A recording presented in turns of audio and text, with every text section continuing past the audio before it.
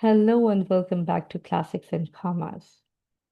Today we are moving into one of the most famous parts of the entire novel, chapter number 3, Miss Havisham.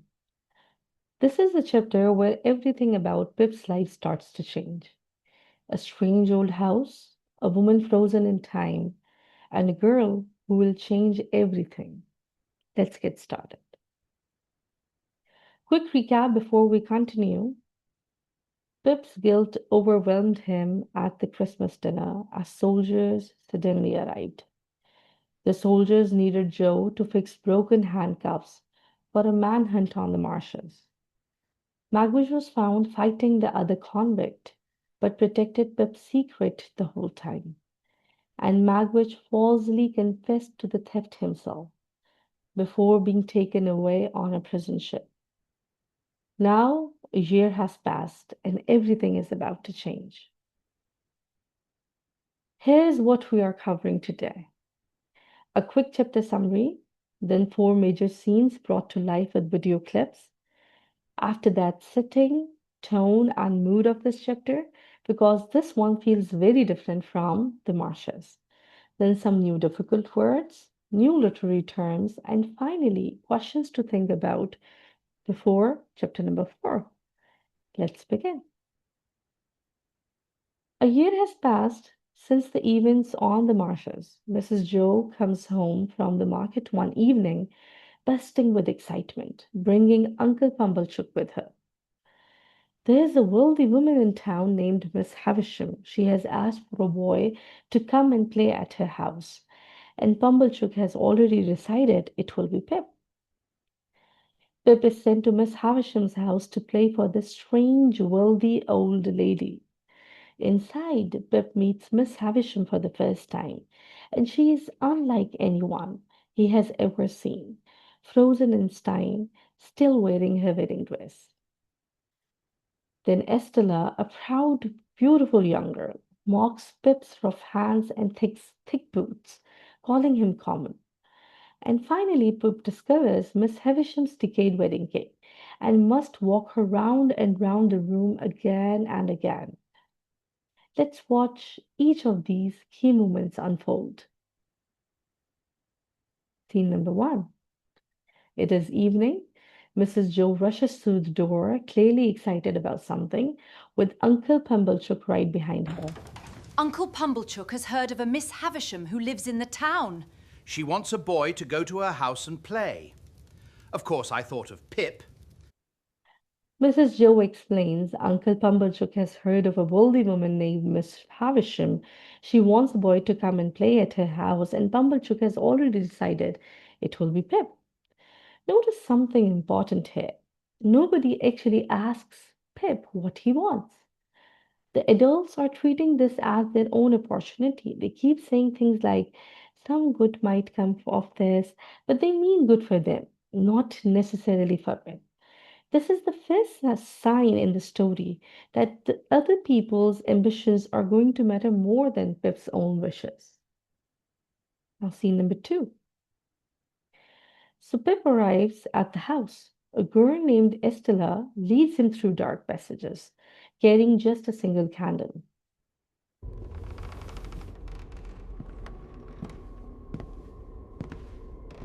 I have not seen the sun since you were born. And there she is, Miss Havisham, sitting completely still in a large chair, wearing an old faded wedding dress. She has only one shoe on, and she tells Pip she hasn't seen the sun since he was born. Play, play, she commands. Think about what this means.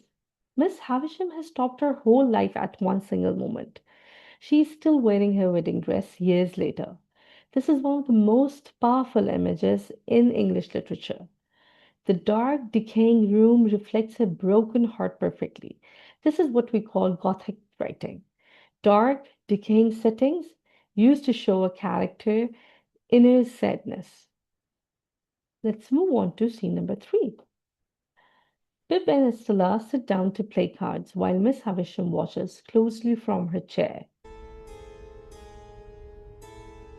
What rough hands he has. And what thick boots! He's very common. Estella looks at Pip with disgust and says, "What rough hands he has, and what thick boots. He is very common." Pip is left alone afterwards. He cries, he kicks the wall in anger. This moment matters more than it seems. Before this, Pip was simply a blacksmith's apprentice. That was just his life. But this single cruel comment is the exact moment Pip becomes ashamed of who he is. This is where his desires to become something more, his great expectations, truly begin. Moving on to scene 4. On a later visit, Miss Havisham leads Pip into a different room, a grand dining room covered in dust. It's a cake. My wedding cake. Walk with me. Walk with me. Walk with me. On the long table sits something covered in cobwebs. Miss Havisham points to it with a stick. "It's a cake," she whispers. "My wedding cake." She leans on Pip's shoulder. Walk with me, and so Pip's job becomes this, walking her round and round the room again and again.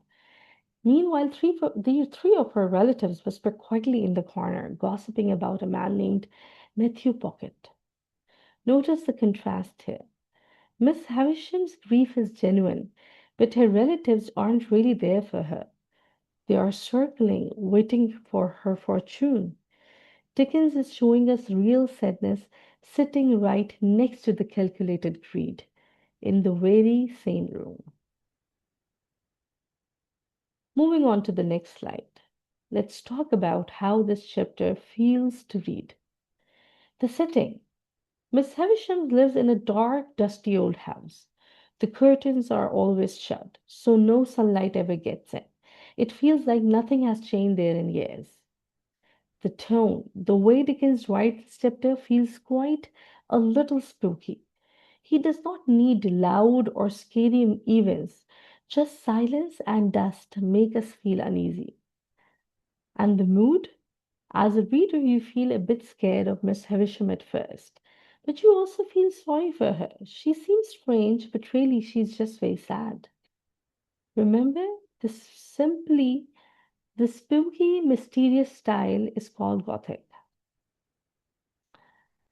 Dark room plus dust plus a woman stuck in the past equals Dickens showing us her sadness without saying it directly. Let's go through some new words from this chapter. Thankful, feeling or showing gratitude for something. Ungrateful, the opposite, not showing thanks for something given to you. Puzzled, confused, unable to understand something. Fierce looking, having an intense, frightening appearance. This describes the strange gentleman Pip meets on the stairs. Helpless, unable to help or defend yourself. This is how Pip feels after Estella's cruel comments. Passage, a long, narrow hallway inside a building. Pip walks through several of these inside Miss Havisham's house. Violently, in a sudden, forceful way, Pip nods violently when Miss Havisham asks if he is willing to work, and uncomfortable, feeling uneasy or awkward. Pip feels this many times throughout the chapter. Write these down, they'll help you follow the next few chapters too.